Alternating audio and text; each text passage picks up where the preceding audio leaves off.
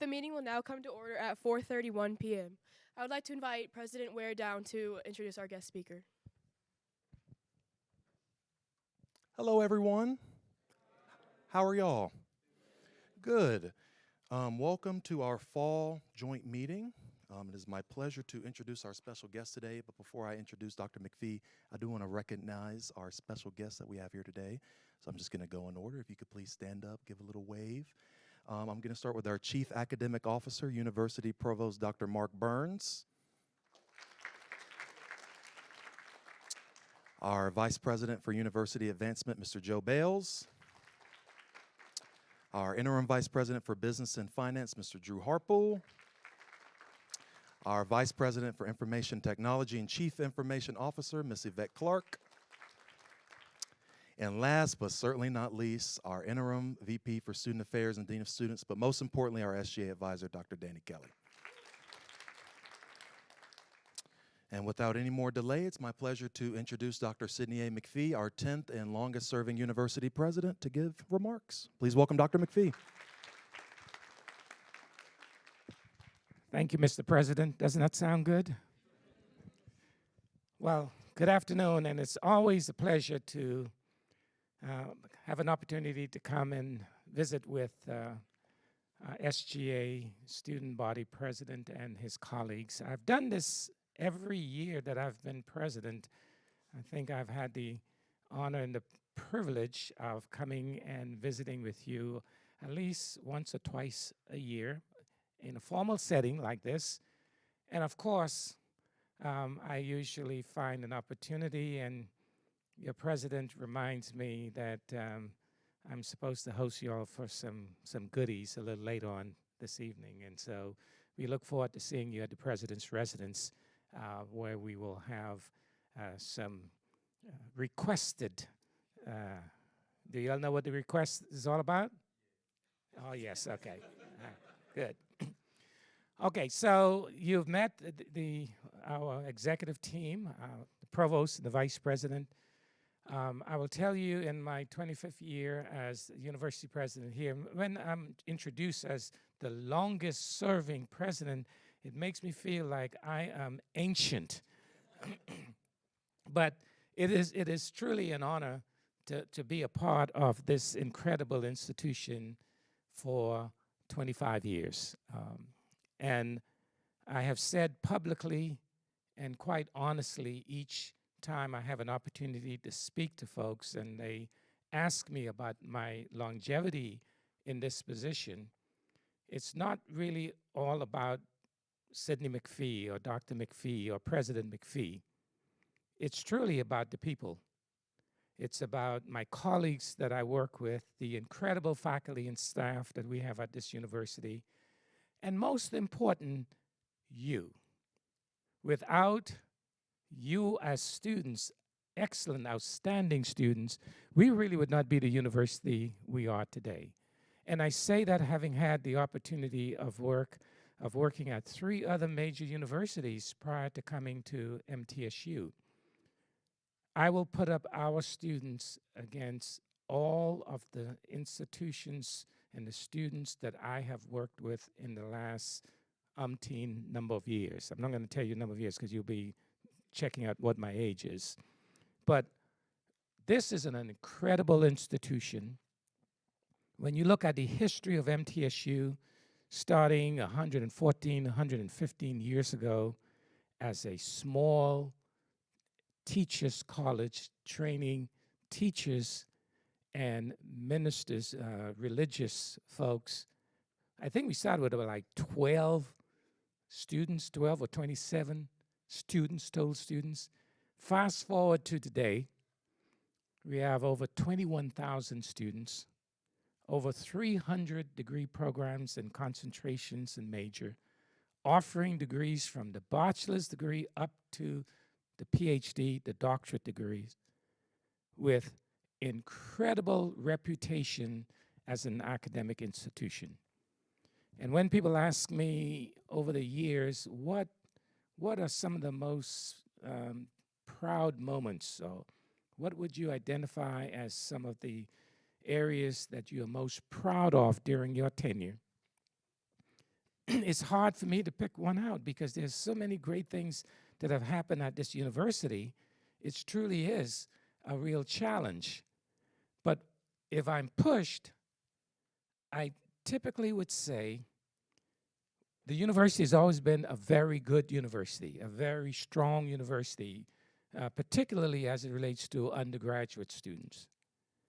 But in the past 25 years plus with my colleagues, when we started this journey, we decided that we want to elevate the prestige of this university. And to give you some kind of an example and some evidence of where we were and where we are today,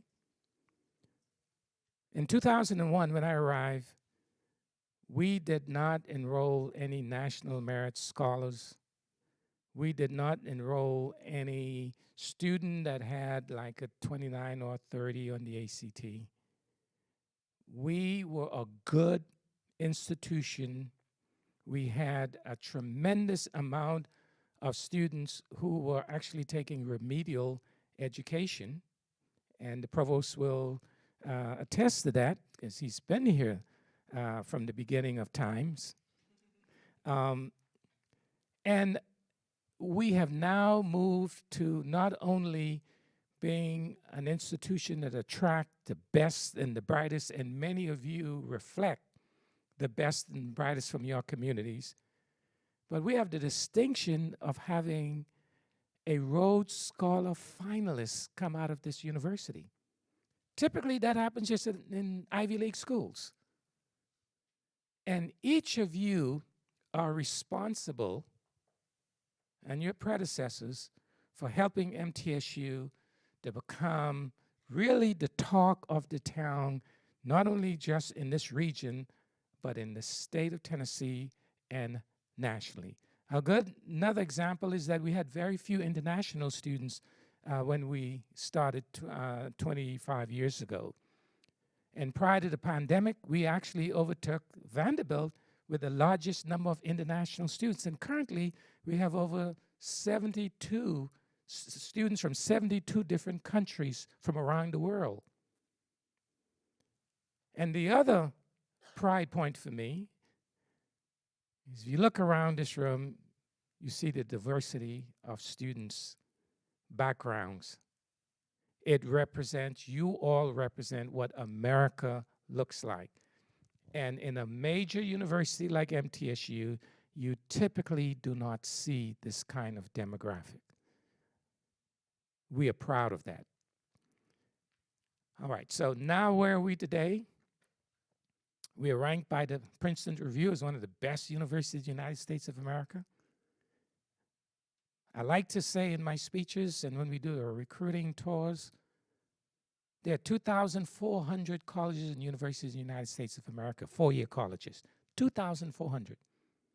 And then if you just look in the state of Tennessee, there are about 50 public universities, state universities, four-year, and 34, I think the executive director of TEC, who was on this campus a couple of weeks ago, gave this statistics.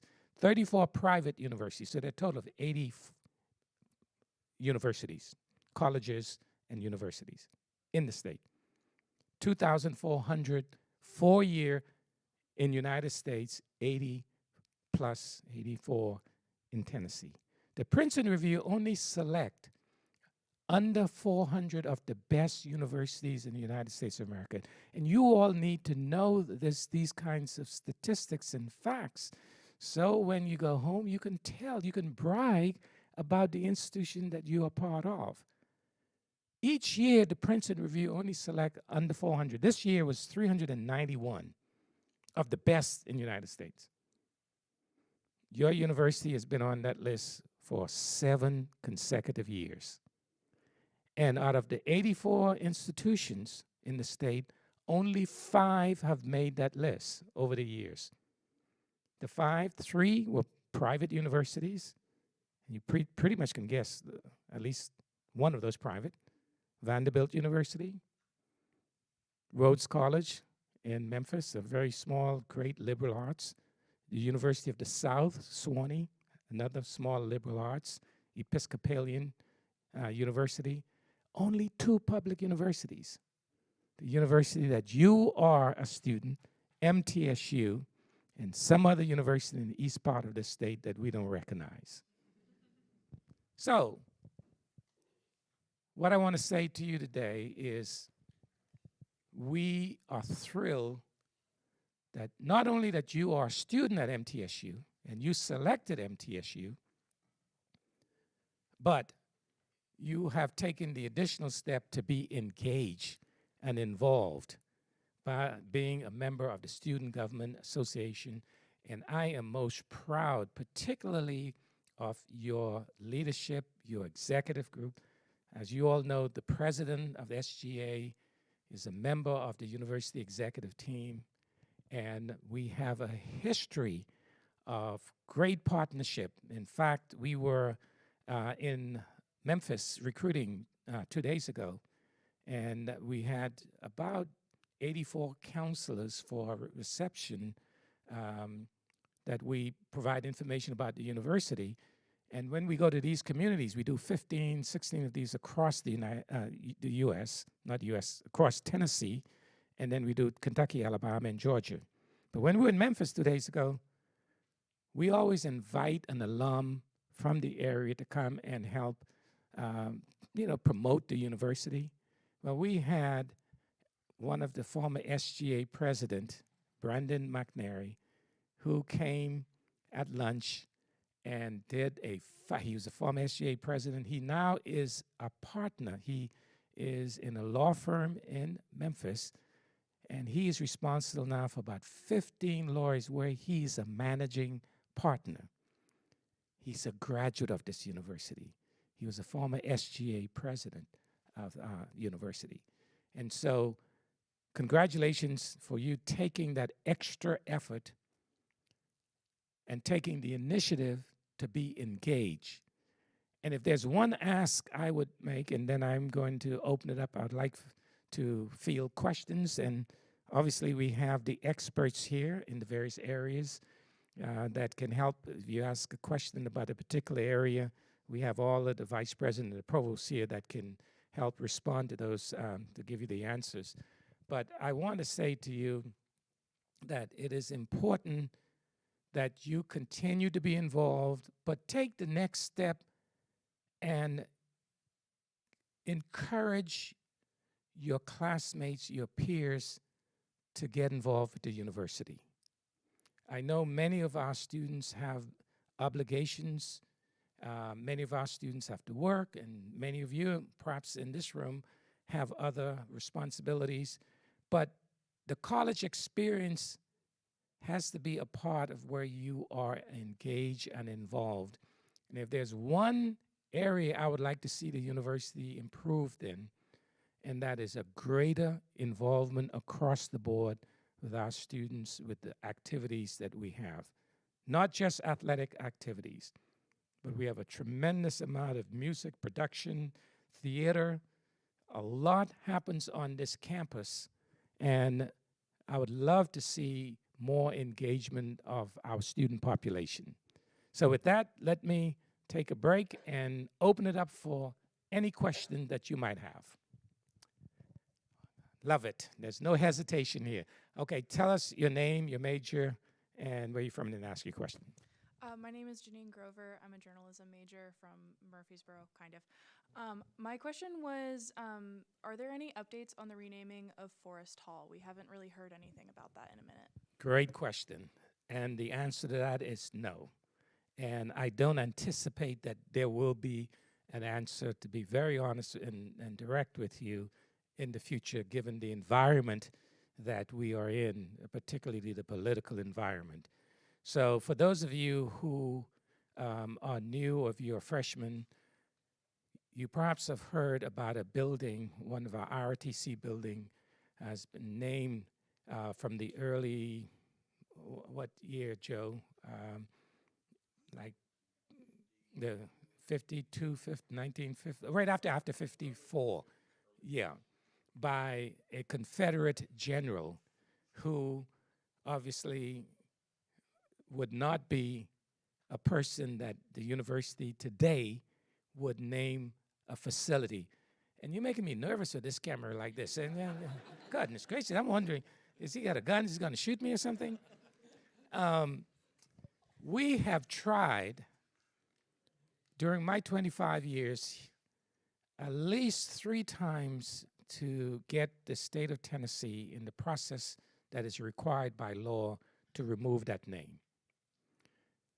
There is a historical commission that the state has established, and any facility or building or monument that is on a state property or owned by the state, to change the name or make any adjustment or alteration to that monument or building, you have to get approval from the State of Tennessee Historical Commission.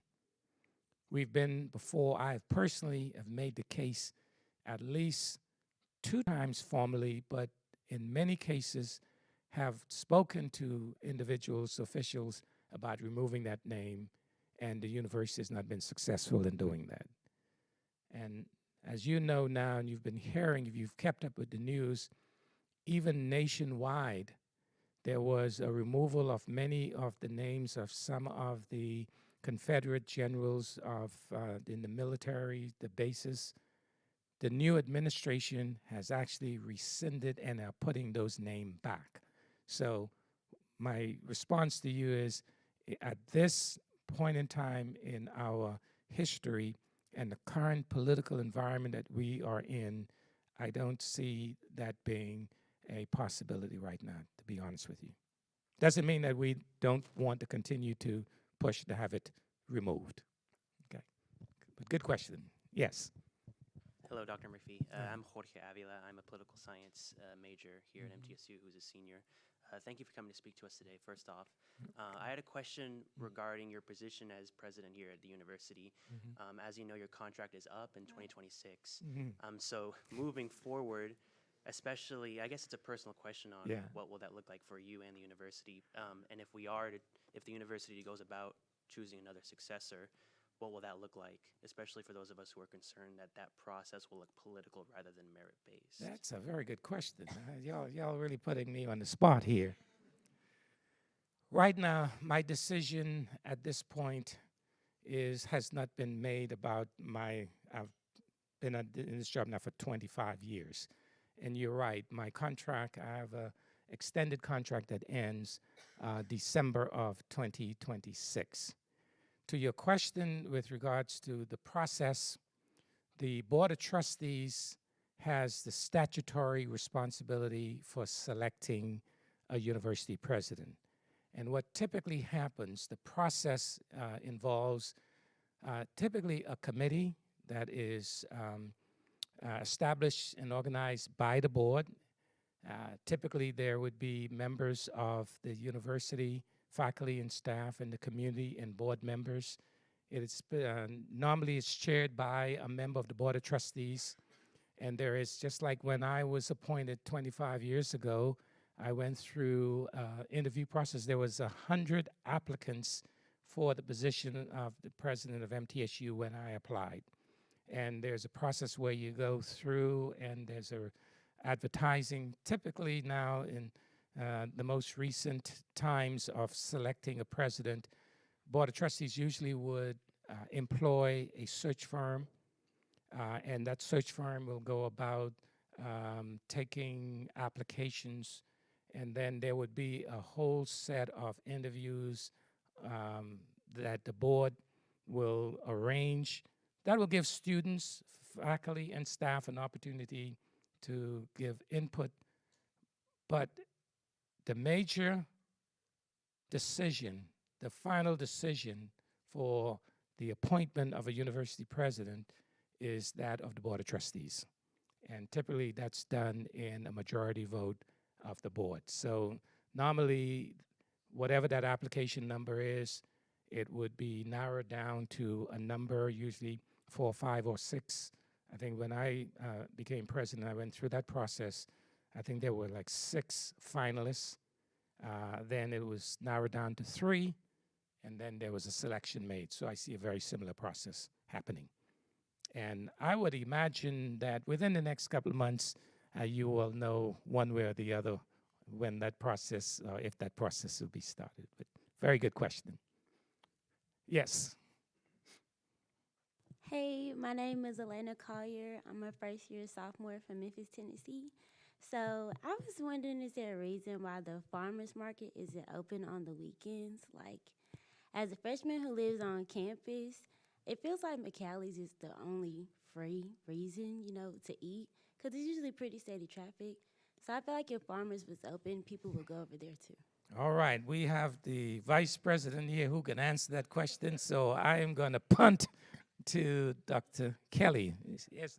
I mean, we have tried from time, we've attempted from time to keep more venues open, and the biggest issue is not having enough customers to sustain and, the overhead and what have you. The farmers market is one of those places, so we always try to keep at least one venue open, but a lot of it is about usage and cost. So it's something that we continually evaluate, and I didn't bring data with me today, but I can ultimately share figures with you that shows exactly how many students frequent the various different food venues on campus, and that's the biggest reason, is that there's just not enough use to justify the financial overhead. So the bottom line is, if there's a demand, we'll open up the cafeteria. So go ahead and lobby to get your students to stay on campus in the weekend. And go. Postscript on your question about the presidency. Don't get too excited when you find out that whatever happens to President McPhee, because you're not going to get rid of me. I'm a tenured faculty member, and you still will be seeing me around. Okay. Good. Great questions. Yes. Hello, Dr. McPhee. My name is Gavin Palmer. I'm a political science major. Great to see you again. It just came out, I believe, a couple months ago by I think it was J.P. Morgan Chase, or a Fortune 500 company, about artificial intelligence. They said that the jobs that will be coming up is not about artificial intelligence replacing people, replacing actual jobs. It's the people who know how to use it. So in this stance, as students of this university, we want to make sure that we are prepared for this job market and those skills that Fortune 500 employers are looking for. So in that sense, what steps are we taking proactively to make sure our students are ready to go out and meet those jobs and skills needed in the field? I see why you all have made the senator position here. Some excellent question. And with that, I'm going to punt that question to the provost, because indeed, we have been talking about it, not only just talking about it, but we have had some plans put in place and some activities from our faculty, and that is under the direction of our distinguished provost, Dr. Mark Burns. Yeah, great question. So over the last year or so, there was a faculty and staff committee that we formed just to look at, and Vice President Yvette Clark was on there from IT, representation from across campus to look at this very question, what to do about AI. So just recently, they did produce a report with some recommendations that is now, I think, waiting for the president to take a look at. So that's part of it. And that's more sort of what can we do as a university-wide. What can we do in the classes? Well, ultimately, that's up to the faculty members. And I know there is a lot of activity because I talked to the deans and the chairs about what's going on. We're looking at degree programs. We've sort of gone back and forth about, do we actually do a degree program, a major in AI or not? And there's sort of an argument. Some people say, yes, it's so important, we need to do it. Others say, no, it is important, but we need to sort of incorporate it into the existing majors that we have. So for political science, it would be better if the discussion and teaching about AI and about political science was done in those courses. So we're still discussing, frankly. And it's such a rapidly changing thing that it's in our processes of developing academic programs are many things, but they're not rapid. So we are looking at programs. Right now we're relying on that task force with its recommendations. We have a data science center already in place, which sort of in cooperation with the data science degree that we have in the College of Business. So, it's all connected, and we're doing the best we can to keep up with it. There are all sorts of seminars, national meetings. The higher education press is full of stories about AI and how to use it, both among students and faculty. When it first came out, we were all worried, the students are using it to write their papers or do their assignments. Well, now we see that some faculty are using it to do their PowerPoints and their lecture outlines. So we don't have it totally figured out. Let me just be clear about that. But we're not ignoring it either. So thanks. Right, good questions. Let's keep the questions coming. Yes, then I'll come back. Let's go. Why don't you turn on your mic? It's not working? Okay, speak up a little louder then.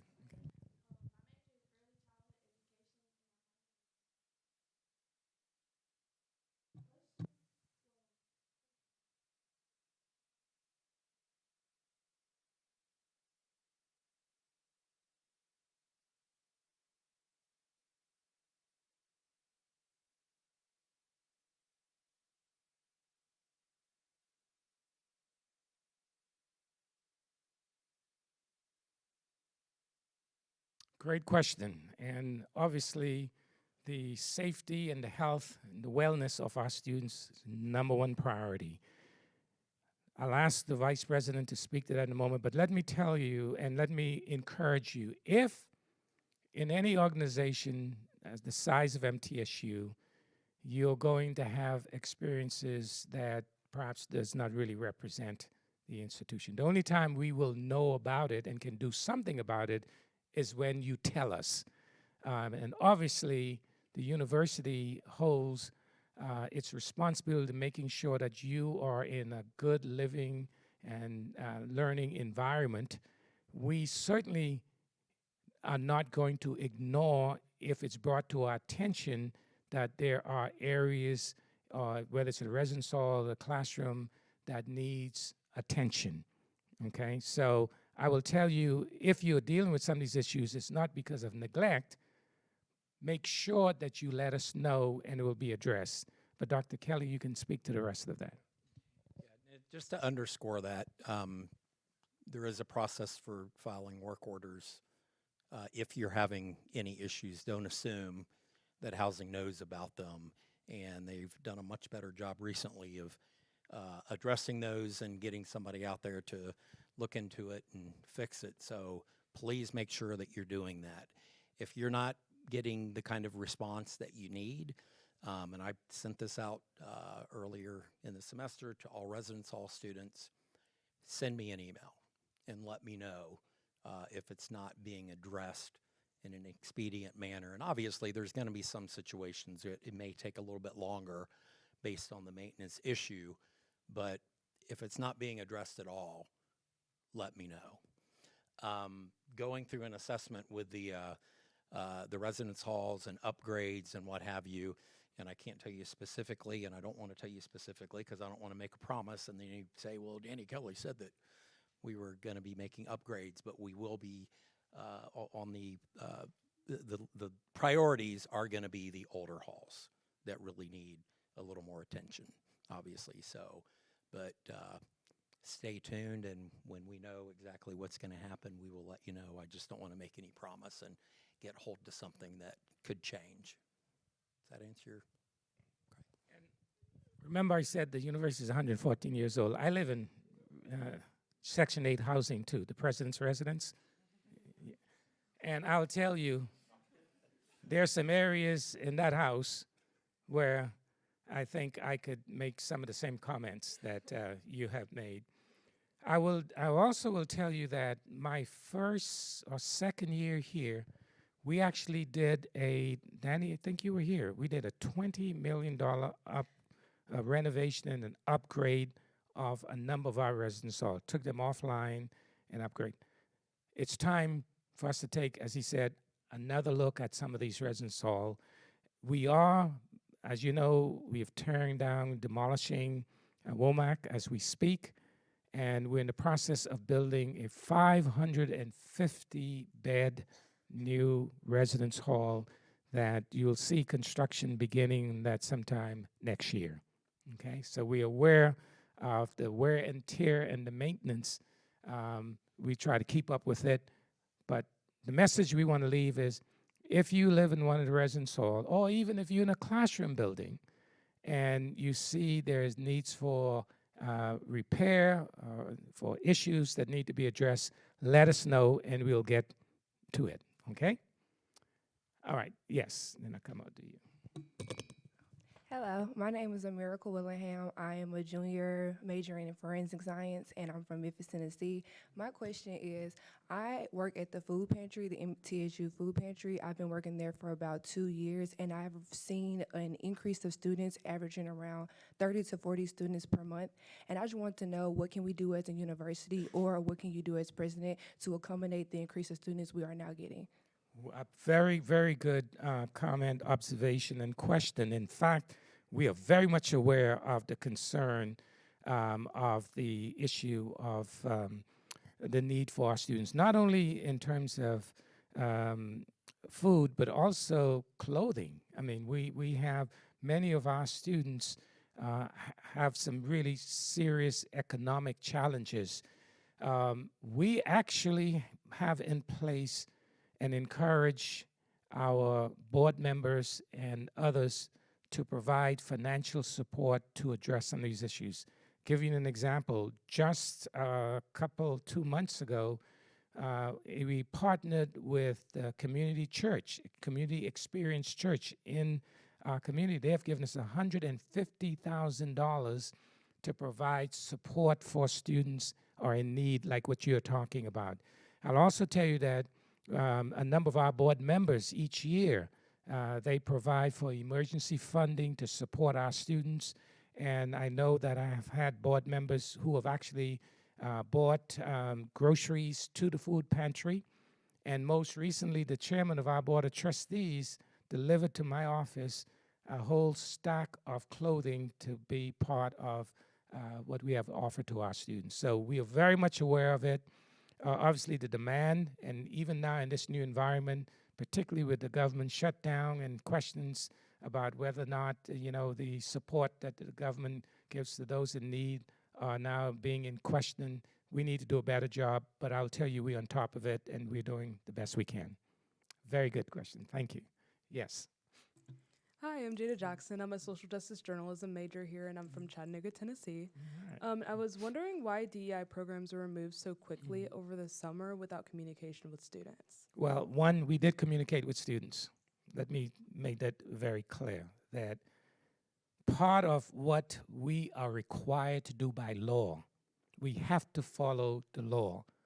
If you've been keeping up with the news nationally and also in the state of Tennessee, with the new administration, the first day that President Trump sat behind the Oval Desk in the White House, he signed an executive order requiring that institutions and public state institutions eliminate all DEI programs. That was then followed up by our General Assembly, where in April of this year, they actually passed a law, a legislation mandating that the university eliminate all DEI programs. They didn't even give us a period of time to say within the next 6 months or 3 months. Upon the signing of that law by the governor, it became in effect. So it would be for us, the reason why we had DEI programs and initiatives is because we believe, based on our values, that's an important part of what we do. But we are a state institution, and we are required by law to follow what those legislations say. So we had no choice but to eliminate those programs. And we have sent out, there's always the communication issue, but we have sent out communication to the campus. We didn't immediately eliminate. In fact, we had some discussion about how we should phase those programs out and what kinds of programs that we should, or opportunities we should put in place that would not conflict with the law. For an example, while we had to eliminate, and we worked with the president of SGA, you sent out a communication about this that you had, you gave us the opportunity to take a look at it, and we provided some feedback on it. But for the Intercultural Diversity Office, for an example, we had to eliminate that. We had to. But rather than eliminating the people, we had to be very careful, because we were warned by both the federal government and the state that if you just change the name and continue to provide those programs as you had, but just by changing the name, you are still in violation of the law. So what were the consequences? If we had not followed the law, your Pell, your grants, your fund from the federal government would be taken away. And we've seen that happen with some institutions. One institution that is dealing with this right now is George Mason University. And you perhaps have kept up with some of the issues with Harvard University, Columbia University. So I want to make it very clear that we had to eliminate, but in case where we were able to make adjustment, we actually established a care office and department that the individuals who were in the Intercultural Diversity Office, they transition into that office, but the programs, we could not say or advertise or produce evidence that those programs are for only diverse or inclusive. It was for any student, regardless of race, gender, etc. Okay? But we had no choice, absolutely no choice. Yes. Hi, my name is Amaria Foster. I'm a junior and I'm a major in criminal justice with a minor in criminology. Mine is kind of more of like of a concern. I don't know if you have say-so over this, but I know recently we had our big career fair, and a lot of students kind of like expressed that they weren't able to find a lot of opportunities that fit their major or like what they're trying to do in the real world. And for me, I know that I want to be like a paralegal, legal assistant. I know that a lot of political science majors don't tend to get that opportunity. So have you ever thought about like reaching out to other like connections to specify for those type of majors, not even just political science, but like others in general? Well, I'll have to, I don't know who has the career, that's your area, right? But I'll tell you this, I have actually, not in the most recent years, but I have visited the career fairs from time to time that we have on our campus. And there is a good set of representation of different industries and careers. And now maybe we need to do more in that area, but I'm not sure I fully understand, and maybe Dr. Kelly can really speak to what areas that were not representative that we could actually bring in to address your question. Yeah, the Career Center, in preparation for the big career fair every year, they collaborate with all of the academic units and really rely on them to provide good information in regards to the different companies that they should be outreaching to. And there are several hundred. If you went to the career fair, I mean, there are several hundred companies, colleges and universities and so forth that are there. If there were ones that were not there that you really think should have been, send me an email. And they are literally, I mean, they put this together, as soon as the career fair ended this year, they're already hitting the ground preparing for next year, because it is a huge endeavor connecting with all those different companies and so forth. So if there's ones that you think should be there, again, send me an email and I will make sure that I share that with the director of the Career Center so they have that on their radar moving forward for next year. This is one of the good reason to have a session like this, because we want to hear from you. We want to hear what areas we can improve on. And I want to reiterate, if there's an area where obviously there's an opportunity to have a particular industry that have not been present, let us know, and we will try to make sure we address this. And obviously, each year, there are new professions, there are new areas that come online, so we just need to keep up with some of that, okay? But very good observation. All right, let's go in the back, and then I'll come back. Yes, sir, back. My name's Nathan Duarte. I'm a freshman, and I'm studying political science. Mine was more geared towards athletics. MTSU has poured millions of dollars into, let's say, new buildings like the student performance building and even Build Blue campaigns. But our school attendance in games still ends up being severely low compared to other schools such as UTK and Memphis. We even rarely make headlines in certain cases nationally or even in our own state. Is there any sort of concrete plan that we have to try to boost our own media or even our own sort of attendance in our own sports or athletics? Win games. Now, I will tell you, I've been around. I spent 7 years at Oklahoma State, 8 years at the University of Louisville, 5 years, you just mentioned, the University of Memphis. And I've been at all of those institutions that have experienced the struggle that we are talking about right now, okay? And there are programs, and I know you are talking about some of the revenue-generating sports like basketball and football. But this university has 18 Division I sports that have great support. In fact, our women's golf team, our tennis team, if you go to a how many of you have been to a tennis match here? And is there just 2 or 3 people there? Absolutely. Women's basketball. How many of you have been to a women's basketball program? All right, so right now our football team is struggling. That's very insightful, right? But keep in mind, this is the coach's second year. It's just second year, and he's building. What you all need to do is not wait just until we start winning. You need to come and bring your friends to the game, and then you know what's going to happen? ESPN will come to the campus, and then the Tennessean will have a story on it. So while they have to win, you as a student body and your friends and your family need to support the athletic not just see what is not happening, but be engaged.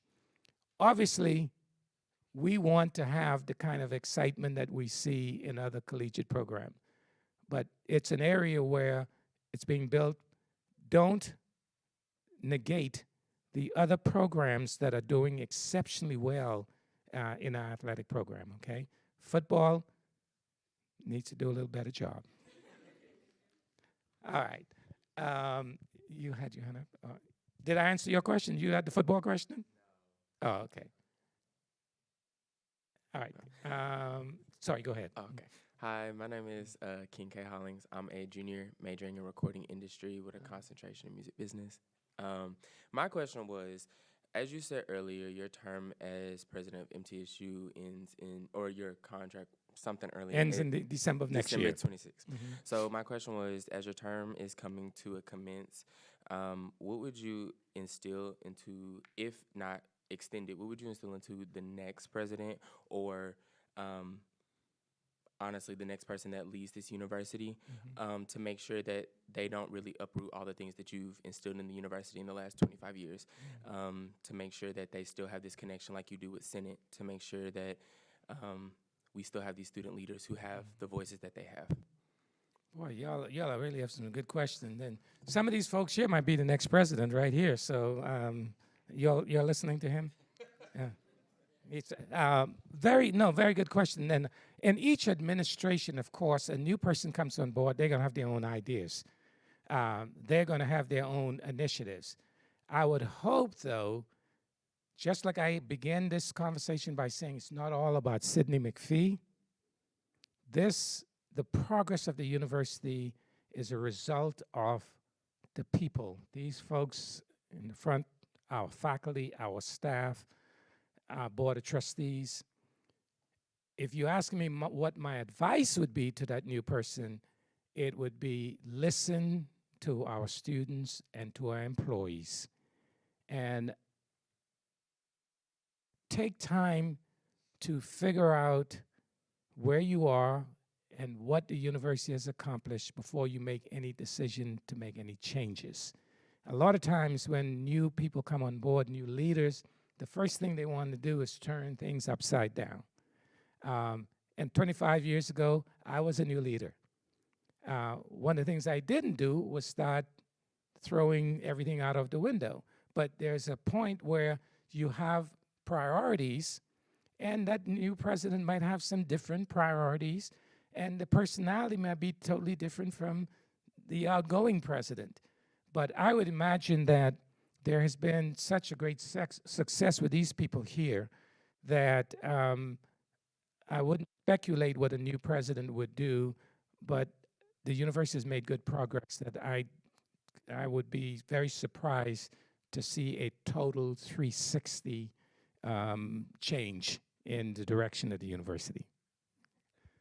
All right. Gosh, y'all have a lot of questions. That's good. That's good. Let's spread the wealth around and go. I'm going to get each of you, okay? So, yes, in the back, yes. Hi, President McPhee. First of all, thank you for your time. My name is Ana Salinas. I am a food science major. I'm from Honduras, and I'm also an international student. So my question is specifically that during this entire year, there has been an evident decrease on international students coming in because of the political stance, one can say, towards them. So my question is, to the current international students on MTSU, what is like MTSU's like support, or like in what way do you stand with the international student community? Well, first, let me go back to history. I was an international student. I'm originally from the Bahamas. And I remember leaving Nassau to go to all places, Texas. And knowing one of the reasons why we made a lot of efforts, quite frankly, during my tenure in international students was having had that experience, I realized that the university need to put a lot of support and resources to encourage and help international students and diversify the campus. And that's one reason why we had a large influx of international students over the last 25 years. We are still committed, but there are areas, of course, you've mentioned the political landscape is such that we have no control, literally, over some of the things that are happening. For an example, the new administration has gone on record just like a month ago and actually said that their policy is to cap the number of international students. I think it's like the 10% or in a single digit that universities can admit or bring into the. So what we have to do is the ones that we have to make sure that we provide the support for them to be successful. And we do that through our Office of International Affairs that reports to the provost. We have an Office of International Affairs with a vice provost. And even though we are still having these challenges from the administration, these policies, we're still sending out our recruiters worldwide and doing as best as we can to help them maneuver the visa issue. We've had situations where the first 2 months of the administration, several of our international students, their visa were dropped without them even knowing about it. And how they knew was that our office went and did a research on the SEVIS. That's the program. That and is, yeah. Yes, and found out that like 6 or 7 of our students' visa were just completely. So we are aware of these challenges. The best we can do is try to work around them. As an international student, it kind of feels like, I know we have the international student office, but we don't see that care. We don't see that commitment from the university. So is there a current plan? Is there a future plan? How does that look like? I know we can't control the political aspect, but for our current students, the ones that are here, what does that support look like? So a little more specific, and this area goes to the provost because that person reports to him. What would you like to see from our international office that you're not getting as a support? I guess that would be helpful to us. Okay, so as an international student myself, I find myself in a lot of concern, a lot of like, basically unknown.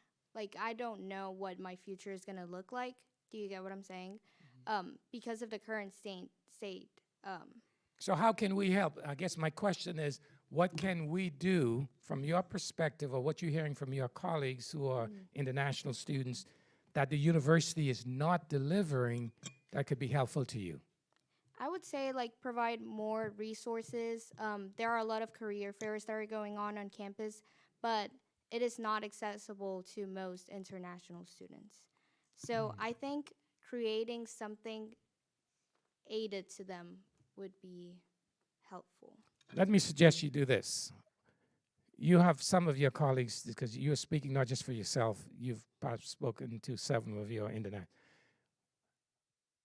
The provost, I'd like for you to make arrangement to see the provost, bring a few of your friends, and let's have some discussion about what you all think the university can do a better job with. And I can promise you that if we can do it, and if we can provide those services, we will, because we're really committed. International students, all students are very important to the university, so we'll do our best, okay? Yeah, thank you. All right. All right, let's go you, and then I'll come back to you in the back. Yes. Hi. My name is Chris. Yes, and we'll get you next in the back. Let's hear the gentleman. Yeah. I'm me from Rodenbach. I'm a sports journalism major, and I'm a junior. And I was just wondering, how do state funds received from the Tennessee State General Assembly get dispersed at MTSU? Oh, okay, that's another good question. There's a process called the formula, and I don't want it, it's very complicated. Most of us don't understand it. In fact, we just sent a letter to the state about a week ago telling them that the process that I have in place perhaps is not as equitable as it should be. But essentially each year, each university has to go to the legislature during the budget discussion. I have to present our budget to the university. There are certain questions that they ask that we have to respond to prior to going to the legislature. I have to present against the House Finance Committee, the Senate Education Committee. They then make a recommendation to the General Assembly. But first, even prior to that, the governor makes a recommendation with regards to the budget for higher education, all the universities. And in fact, your question is very timely because just today, the governor had his budget meeting with higher education. And our Vice President for Business and Finance here, Drew Harpool, actually represent the university where all the system, you have the UT system, the LGIs, the community colleges, they present the budget in behalf of their group. And then it goes to the legislature. We go and we defend it, and then the legislature votes on what that budget is. Just to give you a high level, 20 years ago, the state, 20, 30 years ago, funded about 80% of the costs of your education. Today, Drew, that is less than what? 30%. And so to make up the difference, the university has to raise tuition because we have to support the operation of the university. We have to pay the bills. It's cold in here, and that's because we don't have enough money to turn the. But that's the process and the formula. Just to give you just a snippet of what the formula involves, is depending on the number of undergraduate programs, graduate programs, the number of what high-cost programs, there are certain items associated with each of those variables that determine what your budget is going to be like. Okay? All right. All right, thank you for saving me. No, I'm just kidding. I do have to go and cook, right? You all want to eat later, right? Okay, yes. Hi, my name is Krista, and my question is about the removal of DEI policies. Obviously, with that removal comes the removal of certain scholarships, such as the Freshman Dream Scholarship and MT Diversity Scholarship. Does this raise concerns about decrease in diversity in our demographic, and have you thought about accommodations and scholarships? Good question, and that ties in with your question, Senator Jackson. Actually, the issue of the scholarship, we were actually prohibited even before the executive orders and the legislation this year. There was a Supreme Court decision that basically mandated that institutions not exclusively limit scholarship to race or gender. And more specifically, even if an individual a private person, and our Vice President for Development can speak to this much more eloquently than I can, but we cannot accept a scholarship from a private citizen. Let's say if I want to give a scholarship just to African American students or LGBTQ students or transgender students, you name the categories, the university is prohibited from administering that scholarship because of the law, the Supreme Court law. And Joe, you might want to speak a little bit more to that.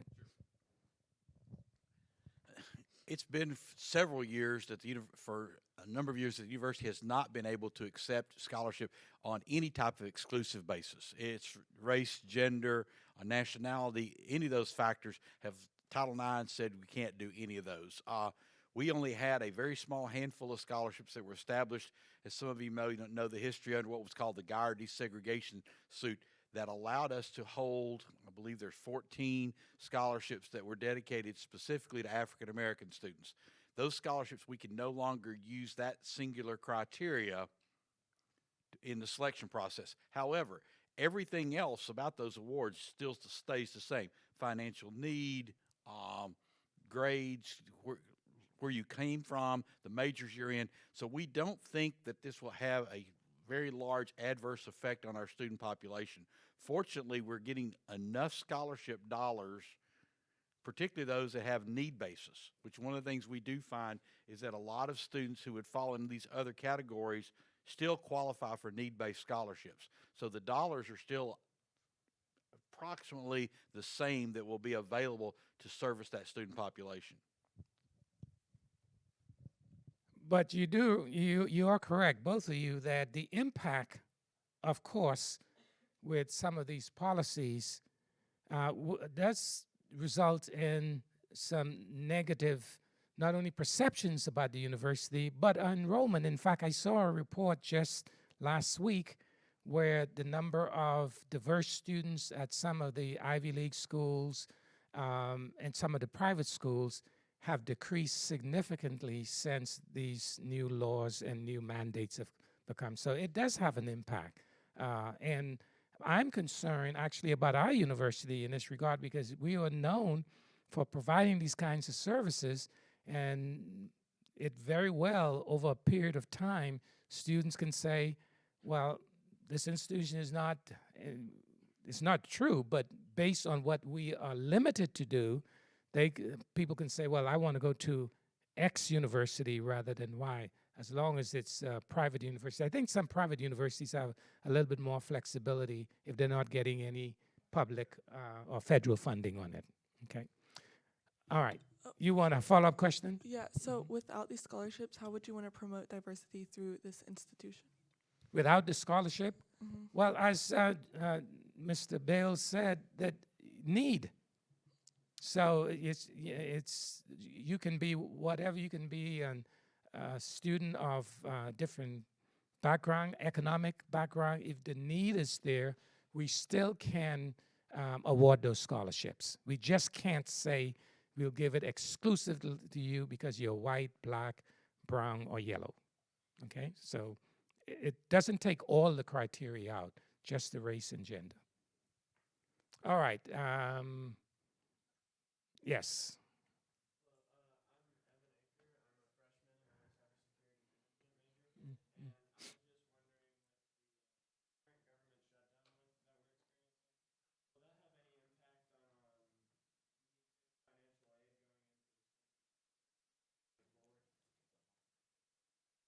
Yeah, well.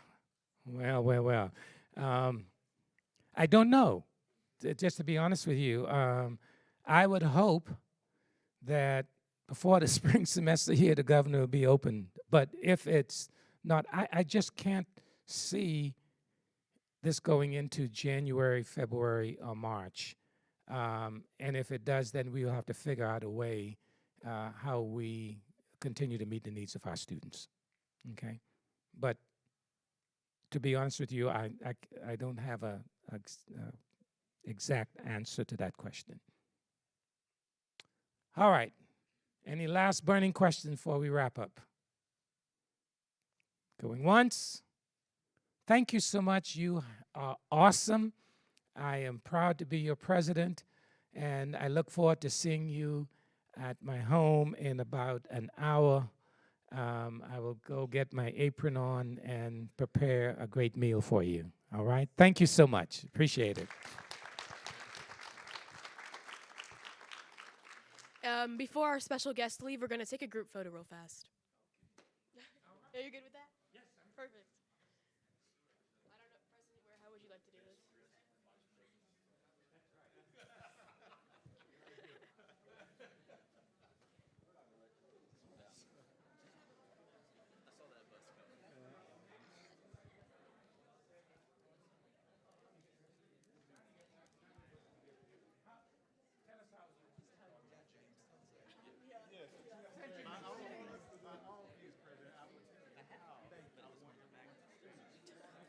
All right. Listen to the photographer. He's going to give instructions about Everyone, listen up. I need everyone to go ahead and stand up.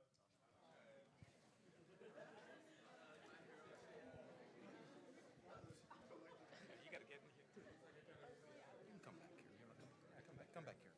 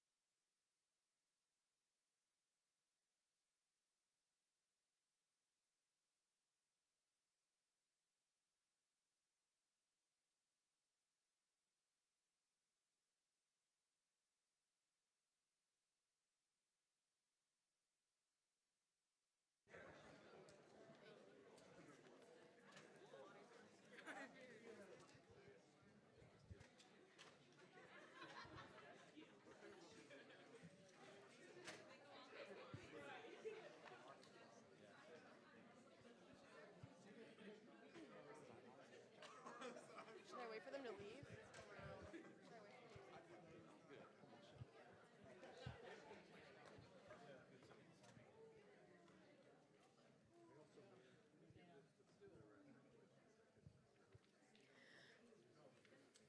Okay, will the secretary please call roll? Yeah. Oh, you giving me the mic? Hey. All right, if I butcher your name, please correct me. Senator Aliva. Here, Aliyah. All right. Senator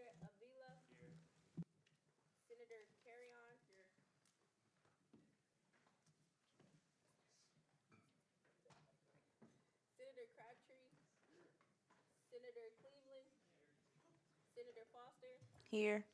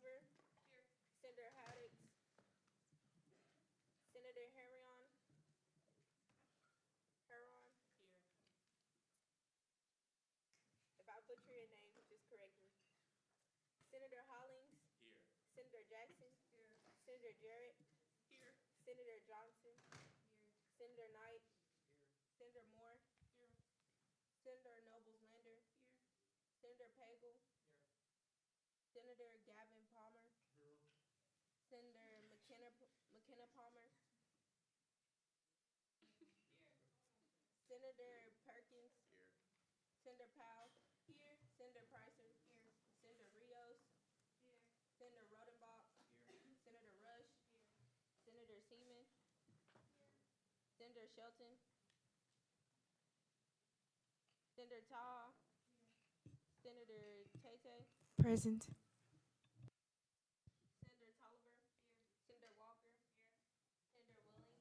Here.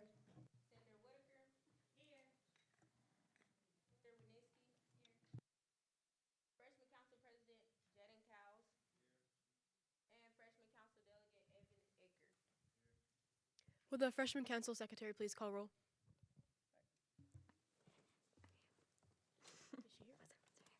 Counselor Bogg, Counselor Bennett, Counselor Betts, Counselor Blish,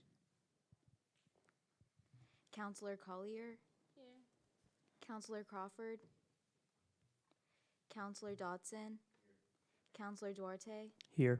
Counselor Fort, Counselor Frizzell, Counselor Griffith, Counselor Harold, Counselor Hopkins, Counselor Jadala, Counselor Jenkins, Counselor Joyner, Counselor Kendall, Counselor Lamb, Counselor Little, Counselor Malik, Counselor Lohr, Counselor McClendon,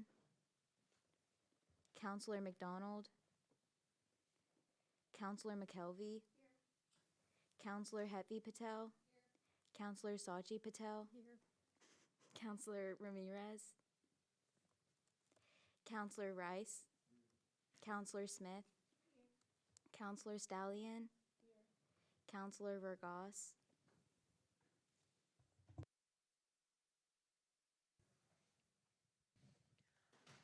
I will now entertain a motion to forgo the reading of the minutes. Second. The motion to forgo the reading of the minutes has been properly moved and seconded. Without objection, we now forgo the reading of the minutes. There have been no submissions to the student comment period, so we now move into officer reports, starting with President Ware.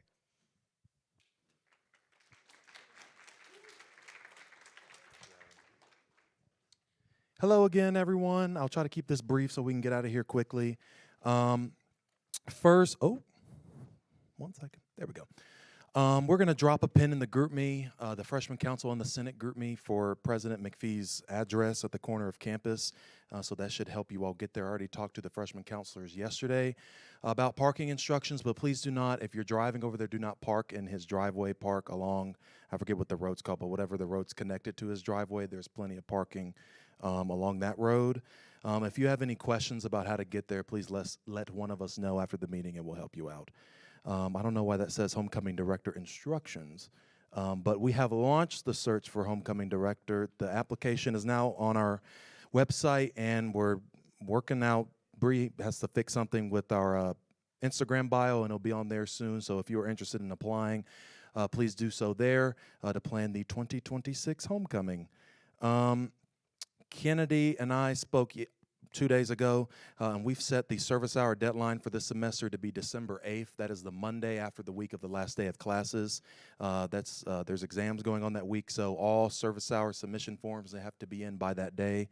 And the service hour log should be updated for freshman council and Senate today. So you feel free to go look. And if you see any discrepancies or anything's been missed, please contact Kennedy starting Monday. But for the rest of the week, you can still reach out to me and I'll fix it. I'll skip the Tennessee Together survey. We do have 2 October Senators of the Month. Could I please receive a drum roll?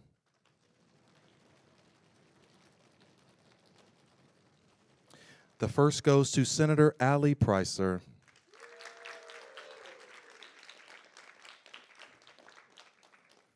Can I get another drum roll, please? The second goes to Senator Amber Shelton. Where is Amber? She's not here? Okay. We'll make sure this gets to Amber. The next thing is, as another clarification, please remember these upcoming events, the clothing drive tabling. We're going to have the box in front of the office until Sunday. So feel free to drop off any donations. Any amount that you drop off, you will receive a service hour. Just make sure you submit a form. Devin and Sidney will talk about the What Are You Thankful For tabling here in a second. And then we have the Thanksgiving food drive in the atrium. And then also that whole week we'll have something in front of the office so you can drop stuff off for service hours. And then Freshman Council is planning a Friendsgiving event on November the 24th. Does anyone have any questions for me before I take my seat? All right, thank you all.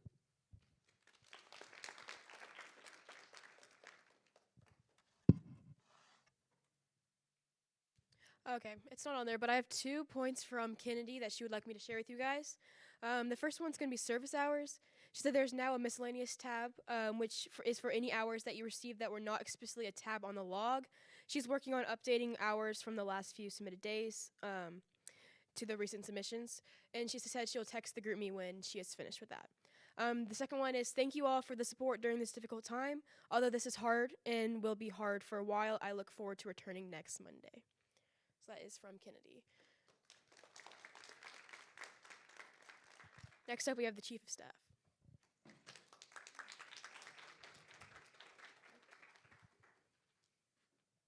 My very first report in Senate.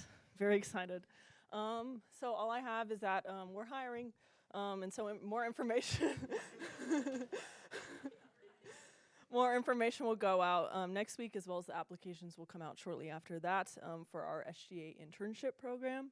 The illustrious SGA president and I will be specifically looking for an operations intern, but we're also hiring in the marketing, events, and legislative departments. And so if you're interested in any of those areas, gaining experience in those particular areas, especially if you're interested in an upcoming e-board position for the next academic year, these will make you a prime candidate. And so you would start, so more details, you would start in the spring semester. Your first day would be first day of class in the spring semester, and that would run, until May. So if you have any questions, direct those to RJ or Kennedy or I, and we can get you more details on that. But like I said, information will go out starting next week.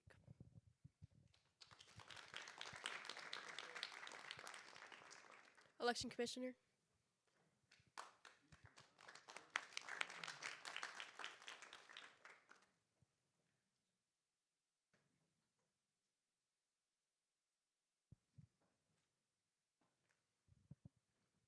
Hello. Wow. All right, hopefully this report will liven your spirits.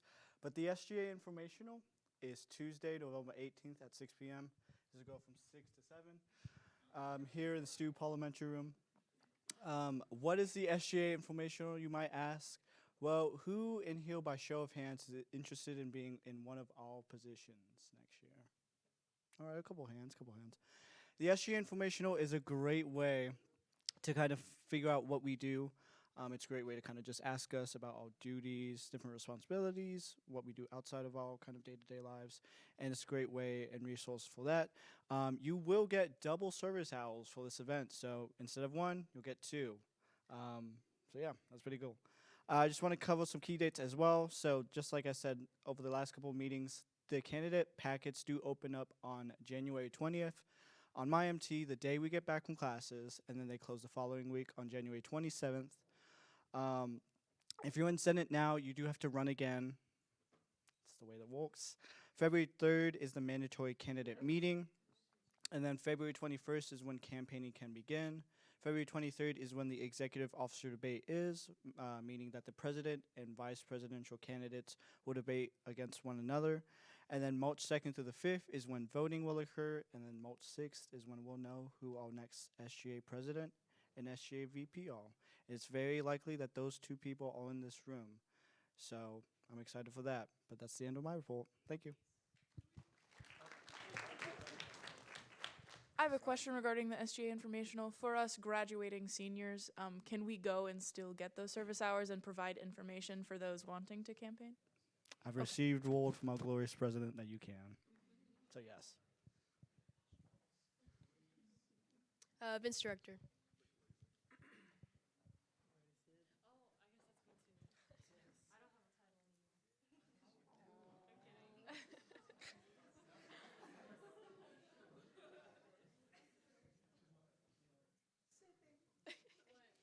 Your assistant. I'm kidding. It was a joke. It was a joke.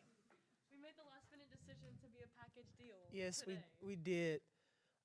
So for the Thanksgiving Day tabling, it's gonna take place from November 17th to the 19th to Atrium. It's gonna be 12 to 2, not 11 to 1. But there's a sign-up spreadsheet. Please put your names on the spreadsheet. Ain't nobody signed up. And she's gonna tell you about the etiquette that you need to have when you're there. I guess I can go now. Okay, hi everyone. Raise your hand if you've tabled before. Okay, that's a lot of people. Okay, so we're gonna spice things up if y'all haven't already with the tabling. I'm gonna use this table over here as an example. So imagine you're in the stew November 17th through the 19th from 12 to 2 because I know you're all gonna be there, okay? Okay, I won't see your lovely faces there, but I know you're gonna be there, okay? So let's do a little role play here. So you're in the stew and this is the table. What you're not gonna do is stand behind the table, okay? We don't wanna do that, right? Because it looks like we're just sitting here behind the table. There's gonna be chairs. You're not gonna sit down at the chairs, okay? We're going to instead be in front of the table, right? Yes, and we're going to, yes, okay, yes. And we are going to engage with our student body, okay? So if you see somebody walking, hey, oh my gosh, what are you thankful for this season? Come, because we're also going to have a joint table. Yes, and that's a good way to pull them in to donate for the food drive. And we're going to have SGA stuff out on the table. With elections coming up, it's a good way to put our name out there, get students involved. It's a little bit of a recruitment effort and a, hey, look at this turkey we have on a banner. What are you thankful for? Okay? Yes. Yes. Yes. Oh, and I would appreciate it if we could wear an MTSU shirt or if we could wear our senator polos. Yes, that would look nice. Because, again, we're not a random organization. We're the Student Government Association. So whatever you're wearing tonight is lovely and you will look great. Okay? Perfect. Thank you, guys. Another thing, so I want to do a networking event with the alumni of MTSU, but I don't know what I want that to look like, and I want to make sure that we're going to have student support. So I wanted to ask y'all, would y'all come to an alumni networking event?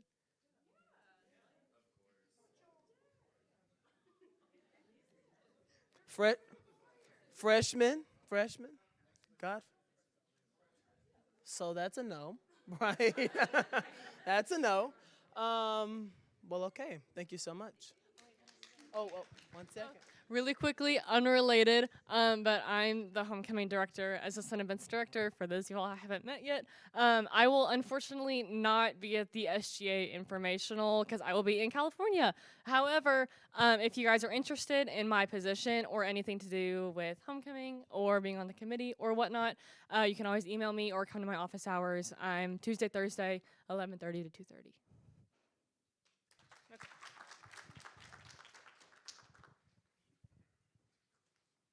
We'll now move into committee chair reports, starting with academic affairs. Hi, everybody. I hope you all are having a great week. I wanted to say thank you to everybody who came to the Sip Hard, Study Harder event. That was really great, and I had a great time, and I hope y'all did too. And coming up, we have another study night. I think it's Coco and Cram. It's the week of finals. I think it's December 3rd.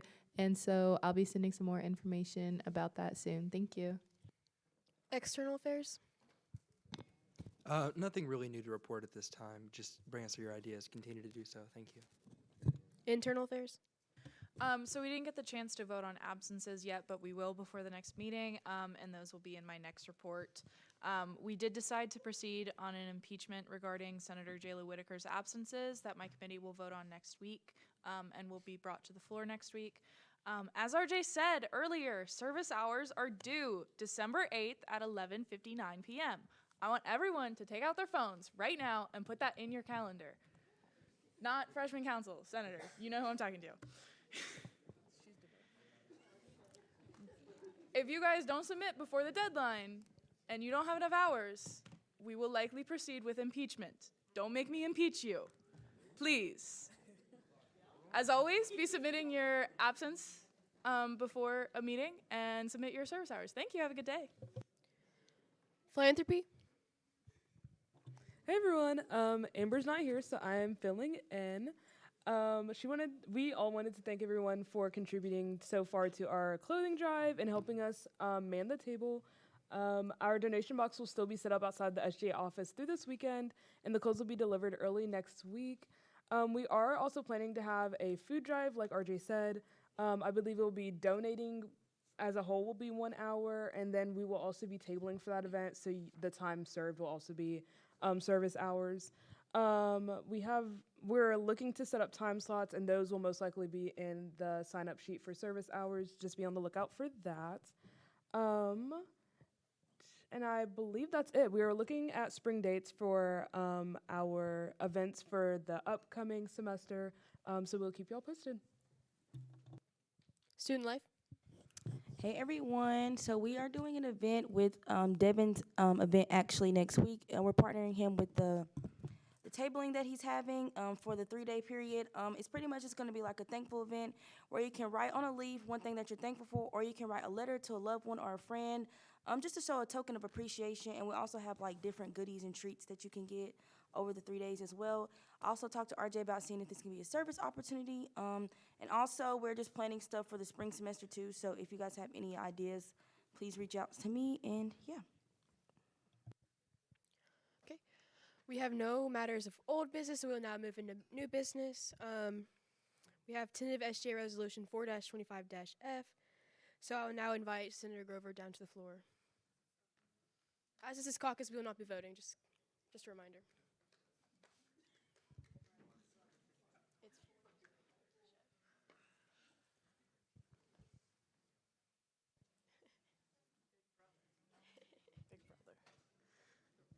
Hi everyone, how's it going? So I wrote legislation. It's entitled Banning Concert Performances from the James E. Walker Library Lobby. Whereas, on October 8th and November 3rd of the fall 2025 semester, the James E. Walker Library held 2 separate performances in the library lobby, lasting approximately 20 minutes each performance, and has held similar performances in other semesters. Whereas the volume of the performance echoes throughout the library through doors and the windows of certain quiet study areas on the 3rd and 4th floors, like the Honors Buchanan Room. Whereas many who study, complete assignments, or take tests on the 3rd and 4th floors of the library have a reasonable expectation of silence. Whereas some cannot study with loud sounds or music, and if concentration is broken by sudden music, etc., it can harm academic performance. Whereas those students have other options for quiet study spaces within the library, including but not limited to the reservable soundproof study pods, not every student can plan ahead or reserve these locations at peak times. Whereas these performances are a crucial part of campus culture, exposing students and others to cultural enrichment experiences, but the library lobby is not the place for them. Therefore, let it be resolved. Section 1, the library shall not hold any future performances in the lobby so as to not distract students from quiet study times. Section 2, to expose students to these cultural enrichment experiences, the Student Government Association suggests that the library hold any future performances in the covered alcove outside the library, following proper fire code restrictions, work with the student union staff to hold them inside the student union building in the atrium area, or hold them in another area that the library staff agrees on. Section 3, this legislation shall go into effect immediately upon favorable passage by all required parties. And also, before just questions, I did talk to Dean Kathleen Schmand of the library about this. Before I wrote the legislation, I let her know that I would be writing the legislation basically with or without her support. She did not support, unfortunately. she basically was saying it's part of the cultural enrichment experiences as I addressed in this bill or in this legislation. But I find it very important. I am someone who, there are times where I cannot focus when there is any sound. And I study in the library, and I study in the Buchanan room, which there is an expectation of silence in there. And I know, like, they changed the expectations of silence on the floors and everything. But there's still, I feel like the library should be a generally quiet area. So yeah.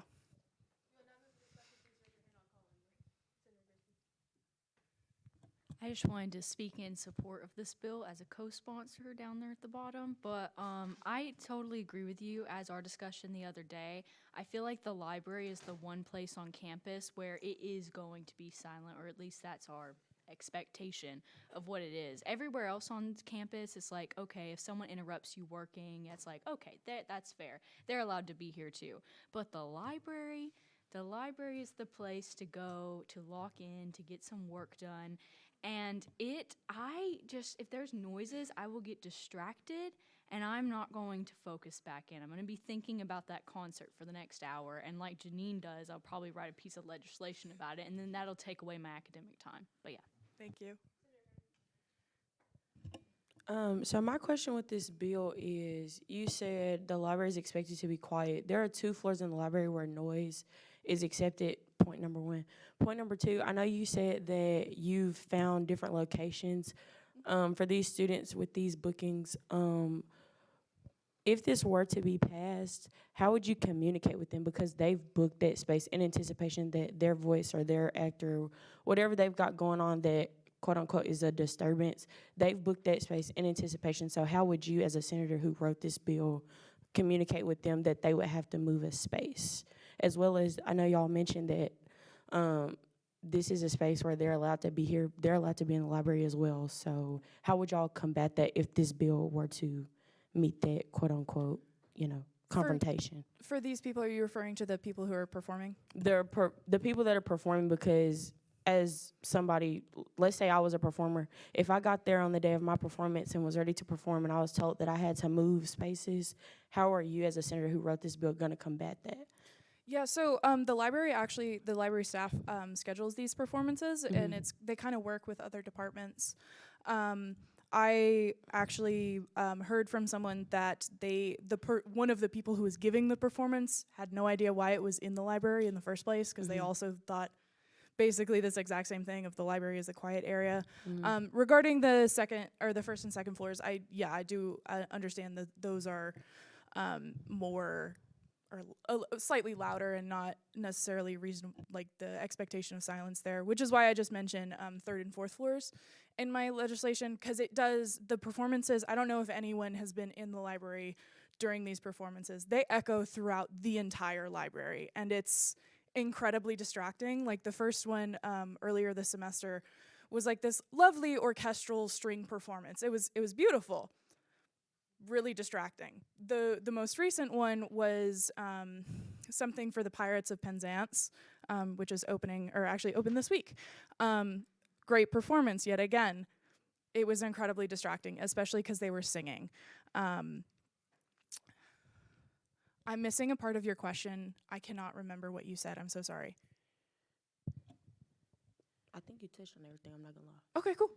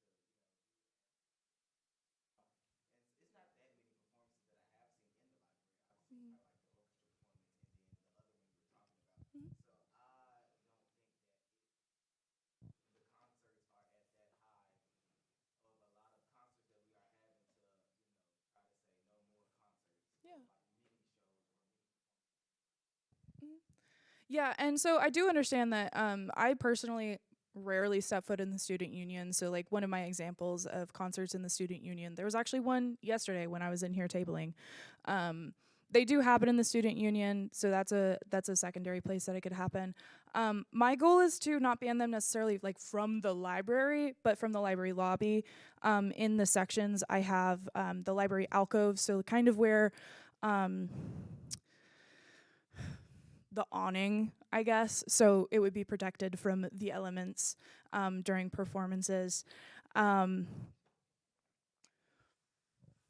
I'm so incredibly forgetful right now. I know I'm missing part of your question. Yes, when I emailed Dean Schmand, she said that the performances have been happening for about a decade now. I don't quite remember them my freshman year, but again, if you're not really in the library at the time, they're not really talked about often on campus outside of that. But I absolutely understand the culture standpoint. Like, I made it very clear in my email to her, and I hope I made it clear in this legislation. The music is not the problem. The performance, not the problem. The problem is where it's being done. And so as to expose like those same type of students who visit the library on a daily basis to that culture, just kind of move it outside so the doors are kind of the barrier and it's not echoing throughout the entire library. Does that answer your question?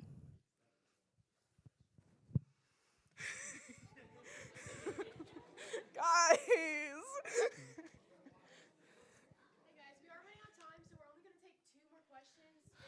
This is caucus. We're not voting on it. We will bring it up next week. So this is time for suggestions of how she can make it better. So I'm gonna take two more. I really thought that was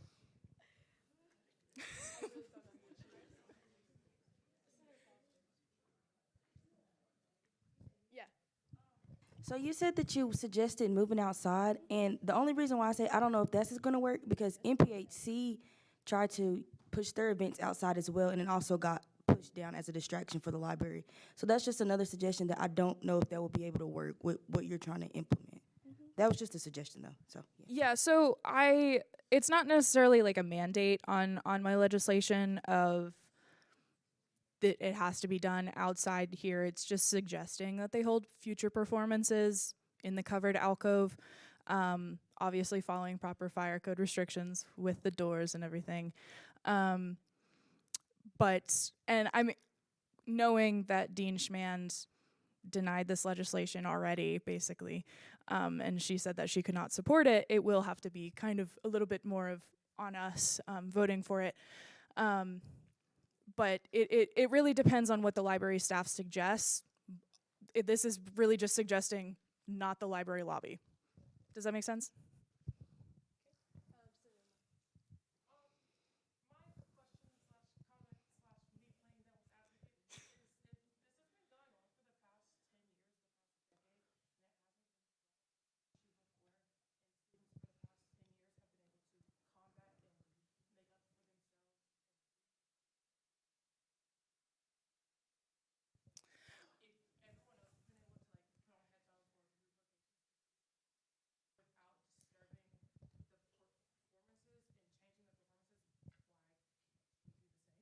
Yeah, so when I was a sophomore, I'm a senior now, so I think it was 2 years ago, I was the co-chair of academic affairs. RJ, our fearless president, was our chair of academic affairs. And part of that position was meeting with the dean of the library. And we spoke then to her about how we had concerns from students of the concerts in the library. And she said, "Oh, I didn't know those were happening." Which was weird, receiving an email from her this week saying that they had been happening for like a decade. I don't know what that was about. Perhaps I don't know. But so it has been, at least in my tenure at MTSU, has been something that I have been concerned about. Obviously not the most accurate source of information for gauging the student body, but I have noticed, like, on Yik Yak during the times that they happen, lots of people talking about it, disliking the fact that it happens. Again, not the most reliable source of the student body, but I also have talked with people over my tenure here that it has happened. I'm not really sure why it hasn't happened, like why nobody has written a similar legislation before. Perhaps they sent the same email to Dean Schman that I did and got denied and didn't want to go ahead with it. I still want to go ahead with it despite her denial. I really don't know, but I find it very important that this happens, especially knowing like 2 years after the fact, or 2 years after like we met and said, hey, this shouldn't happen again, that it's still happening. And like last year, I don't remember them happening. I only remember them this semester.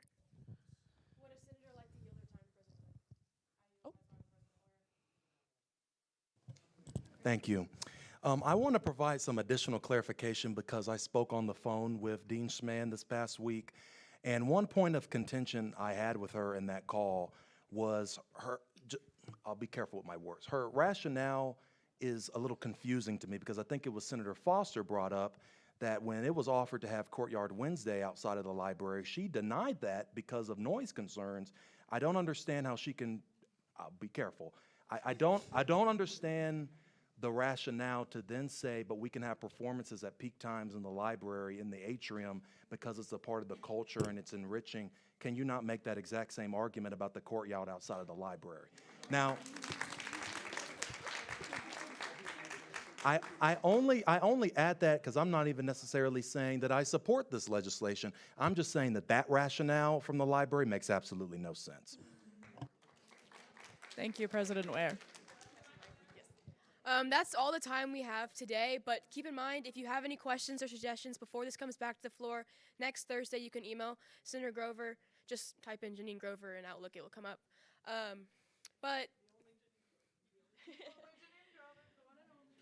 with that, we will now move into announcements. Are there any announcements? Are there any announcements? Yes. I forgot to include this in my report, but I sent out to the freshman counselors the front desk assistant program again for Monday and Tuesday. Freshman counselors, this is your last chance to sign up before I will send it out to the senators to fill any gaps.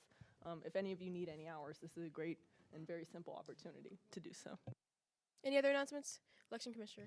I'll be fast with mine. Phi Mi Alpha Sinfonia is hosting a recital on November 9th this Sunday at 2 p.m. So if you like music, come out to that. It'll be at the music building. Yes. Senator Powell, yeah. The Honors College is hosting a hike Saturday, November 15th. The meeting spot will be, I think, the meeting spot will probably be somewhere near Barfield Crescent Park. It will be at Barfield Crescent Park, and the post will be sent out on the MTSU Honors page. You must RSVP if you want to come, and it's open to all levels of hikers, and it can range between an hour and a half. There will be a post sent out, and I will send the flyer out in our group me. President Ware. Two quick things. I just dropped the pin in both of the group me's for the location. Also, we did notice an issue today for the Senator of the Month form voting. I just want to clarify for everyone, for the counselors and for the senators, it must be senators and counselors voting on the form. You can't send it to your friends to vote on it. So just please keep that in mind going forward. Thank you very much. Yes. Hey guys, can we please listen? Thank you.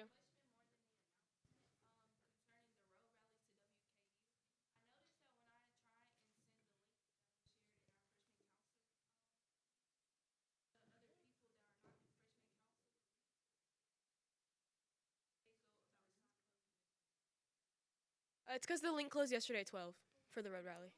This was before then? Oh.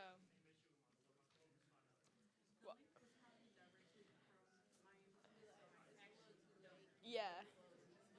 Yeah. I don't know why it didn't work, but it's too late now. It's closed, so I'm sorry. Are there any other announcements? Yes.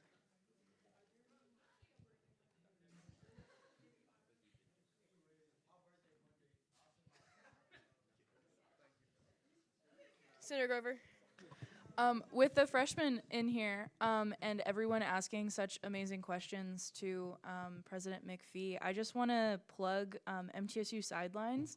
which is the student news outlet on campus. If you guys like asking tough questions like that, which I'm sure a lot of you do, that you're in Senate and everything, you should join MTSU Sidelines. We meet on Fridays at 1 o'clock in the Bragg building behind some glass doors called the Center for Innovation and Media, and I highly recommend you guys join. Also follow our social media at MTSU Sidelines. Are there any other announcements? I will now entertain a motion to adjourn the meeting. Second. Without objection, a meeting adjourned at